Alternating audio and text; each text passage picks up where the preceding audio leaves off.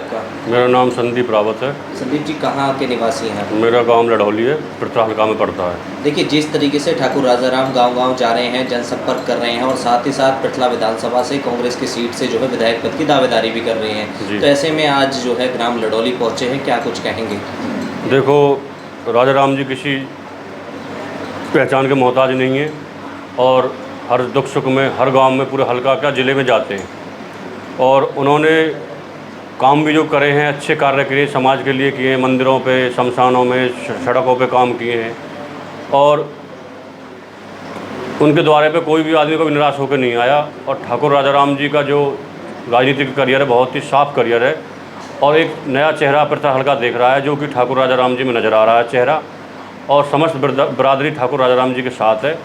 और रही बात आजकल जो होता है कि कौन टिकट ला रहा कौन नहीं ला रहा, ये किसी को अभी देखो हर बंदा चाहता है कि भाई टिकट मुझे मिले। जिस तरीके से कांग्रेस पार्टी लगातार ठाकुर राजाराम पर भरोसा जता रही है, अभी हाल ही में लोकसभा चुनाव में सहप्रभारी गुड़गांव भी घोषित किया था, ऐसे में क्या लगता है आपको कि क्या टिकट इन्हें देखो, पार्टी पूरा विश्वास कर रही है और विश्वास उसी पे किया जाता है जो विश्वास लायक हो।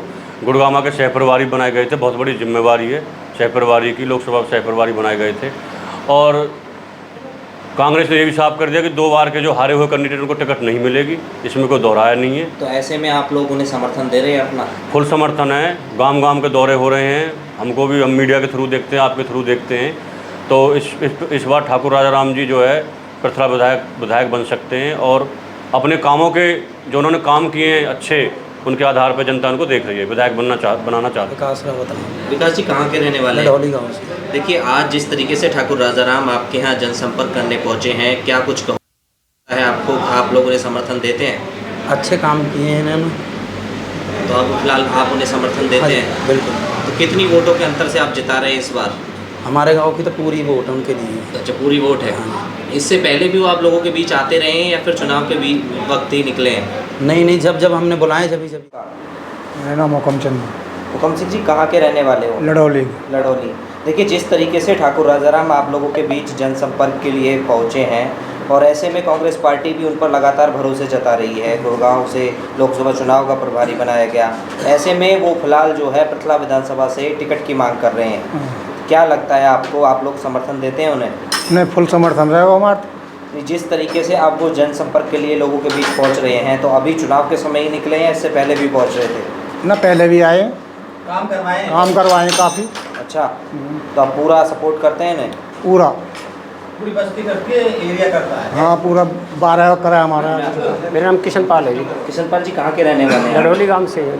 जिस तरीके से ठाकुर राजाराम आप लोगों के बीच पहुंच रहे हैं, कांग्रेस की सीट से पृथ्ला विधानसभा से जो है दावेदारी कर रहे हैं, तो ऐसे में क्या लगता है आपको?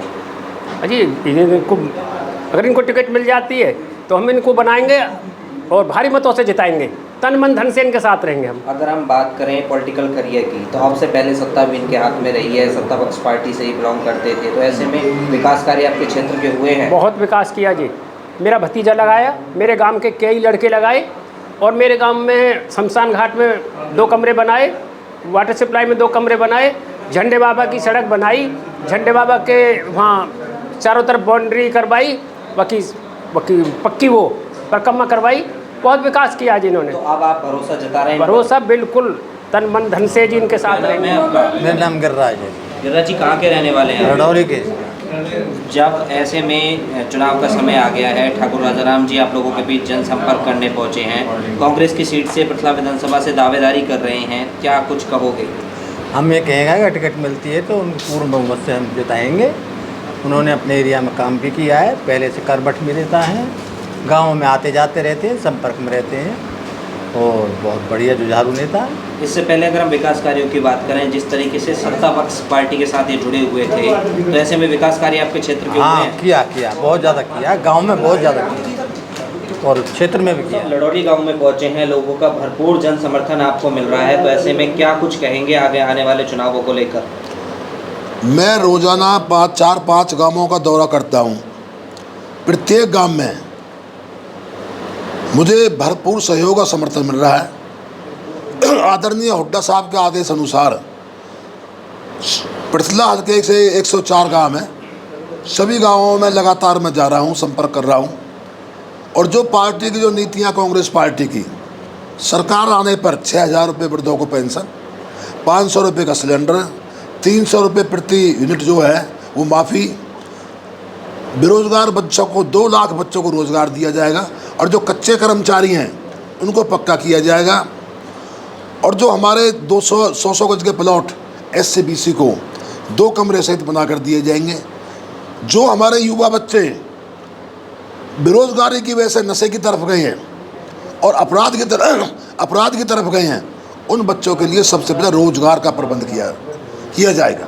अगर हम पृथला विधानसभा क्षेत्र की बात करें तो जितने भी पृथला विधानसभा क्षेत्र के गांव यमुना से सटे हुए हैं, तो कहीं ना कहीं कहें कि उन गाँवों में जो है उनके बचाव के लिए यमुना में कोई व्यक्ति डूब जाता है तो ऐसी सुविधाएं उपलब्ध नहीं है, तो ऐसे में आप क्या कुछ करेंगे? उसके लिए बांध की व्यवस्था की जाएगी।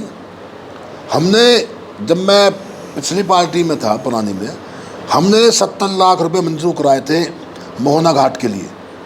वहाँ पर बांध भी बनवाया था, क्योंकि वहाँ पर टूट के, जैसे अभी मौसम ख़राब रहता है तो काफ़ी जो वहाँ रास्ता ख़राब हो जाता है, तो हमने जो पैसे मंजूर कराए, और पहले कदम से हुड्डा साहब के आदेश अनुसार मुख्यमंत्री बनते ही इन सारों को, बांधों को तुरंत से नए सिरे से बनवाया जाएगा।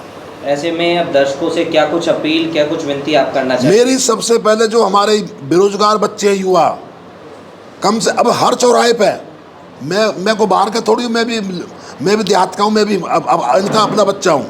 हमारे बच्चे हर चौराहे पर, हर गांव के हर चौराहे पर 20-30 बच्चे सुबह ही शराब पी लेते हैं और अपराध की दुनिया में चले जाते हैं और नशा करते हैं। उसका मुख्य कारण है बेरोजगारी है। इस बेरोजगारी को जड़ मूल से ख़त्म करना है, और नशे को ख़त्म करना है, और इस अपराध को ख़त्म करना है। हुड्डा साहब ने आदेश दे रखा है कि सरकार आने के 24 घंटे बाद इन जो बदमाशों को जो है जेल के अंदर डाल दिया जाएगा या इनको इनकाउंटर किया जाएगा।